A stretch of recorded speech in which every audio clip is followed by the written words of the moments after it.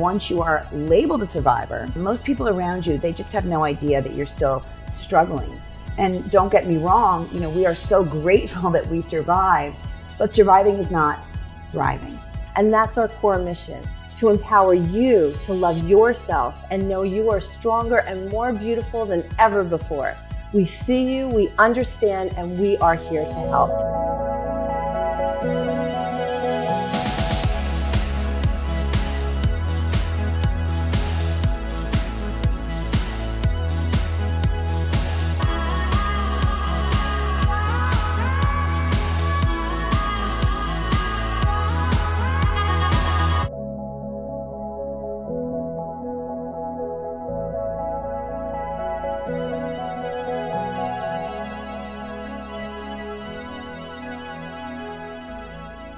My name is Danielle and I'm 29 years old. I was diagnosed with invasive ductal carcinoma, stage 2A, September of 2018.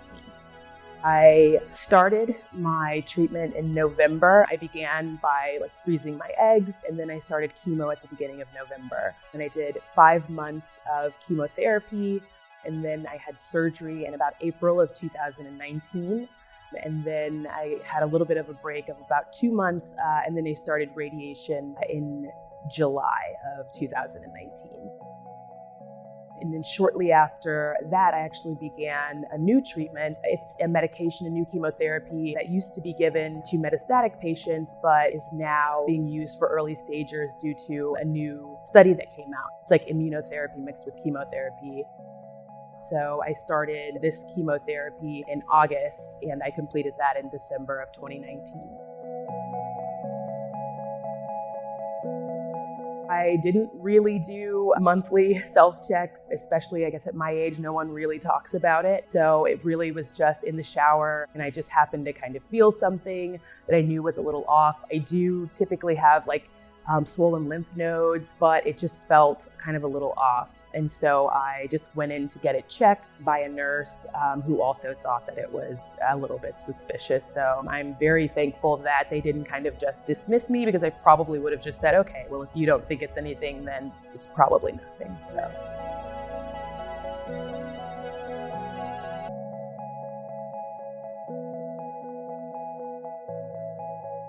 I joined the military when I was about 17, about to be 18 years old. I went to the United States Naval Academy in Annapolis, Maryland. So I spent 4 years there. I graduated and commissioned 2013 May.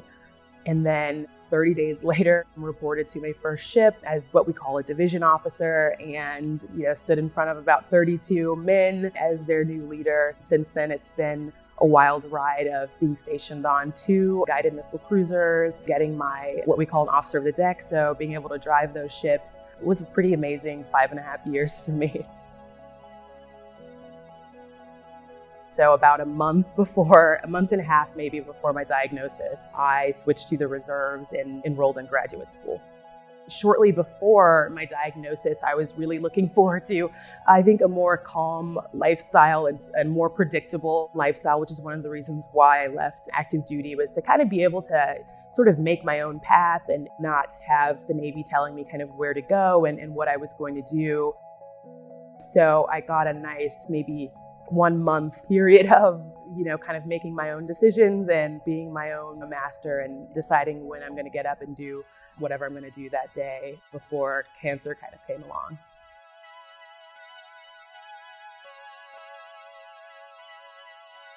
I, have clocked more than probably 100 appointments in the last year. Probably the toughest part is not being in control of, really your own body sometimes, and definitely your own schedule, which anybody who's going through this, no matter what stage, can, I think, kind of agree with. I don't usually use the term, but I think that really the way that you live and how you live determines whether you're a survivor. There are some people who are never going to be out of active treatment, our sisters who are stage 4. And I think it's important to know that how they live their lives and how they still love and live through this disease is, to me, they're still survivors. And I don't think that whether you quote unquote beat it or not doesn't really make you a survivor.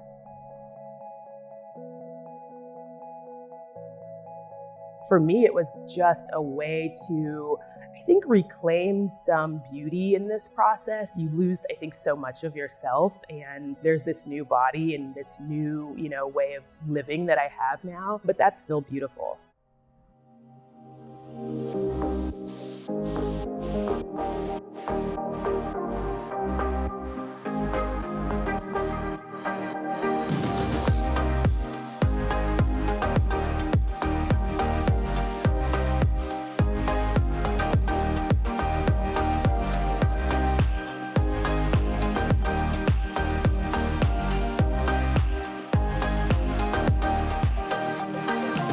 It was amazing. I really didn't know what to expect kind of coming into it. Like just everyone here, and I also think kind of the atmosphere, it just makes you feel really free. It's like a big wide open space and you just feel like you could kind of do anything, and you guys are just very spontaneous and encouraging. And so, I don't know, it kind of mimics the process that I feel like getting out of or coming out of this, cancer treatment.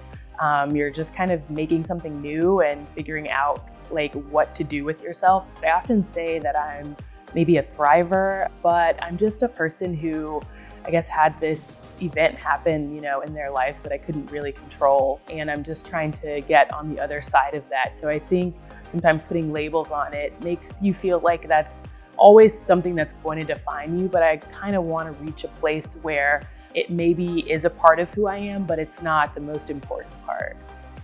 I think just to, especially young women who are, those women who are in their 20s and 30s and kind of feel like that nobody else has gone through this and they're kind of really alone, just know that there are people who've walked the path before you, and we're definitely here to help you. And I think the main thing is we're still here. I'm about to open my pictures from my beautiful self shoot, and here we go.